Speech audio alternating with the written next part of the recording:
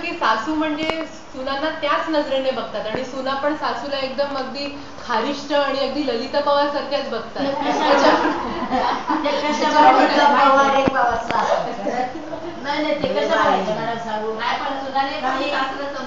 मग तेच तर आम्ही म्हणतोय ना, दोघांमध्ये जर चर्चा झाली की हे काम तुम्ही करा, हे मला आवडत नाही, ते मला आवडत नाही, तुम्ही असं नका करू, अशी जर चर्चा झाली तर ते काय होतं, पूर्वी सासा अडाणी असायच्या आणि म्हणून त्यांचा त्रास सुनेला म्हणजे काढावाच लागायचा. तर त्याचे काही समजदार सुना असायच्या आणि हल्ली काय सासवा बी सुशिक्षित होते, बरोबर, सुना पण आहे. सुशिक्षितपणाचा काहीतरी उपयोग झाला पाहिजे ना. सुशिक्षित राहून घरी सगळ्यांना शिव्या देण्यामध्ये काय अर्थ आहे?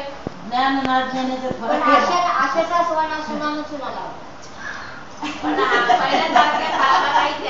कधी कधी वाटतं ते दादा लांबचं नको, हिचं बनव झालं. तिचा मुलगा मुख्य आहे, त्या मुख्य मुलासाठी त्या सुनेच्या इतकं पुढं पुढं तर मुलीच्या नाही माणूस करणार, एवढं पुढं पुढं स्वयंपाक येणेच करायचा. बाई तू बसली बस, तिला सेवन क्लासला टाकलं, तिला ड्रेस घालायला लागलं, ते म्हणजे ती जे म्हणायचे तिचा लाड हौस पुरवायचं. पण ते अशा पण काही सण असतात ना, काहींचा किती लाड केला. पण आता एकाच माणसाने सगळं काम केलं आणि दुसऱ्याला नुसतं बसून ठेवलं तर असंच होणार.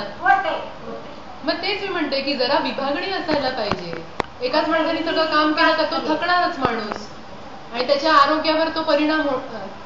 मग असं इकडे असं दिसतं की आयदर सासूनी सगळं करायचं किंवा सगळं सुनेनच करायचं, मध्ये काही हेच नाही, काय मध्य नाही.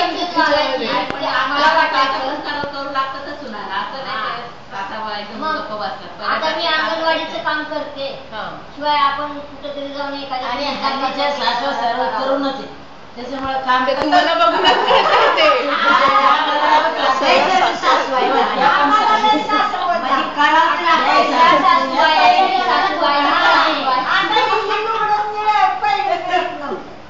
शक्यतो 35 वर्षाच्या वयापर्यंत सासू होतात.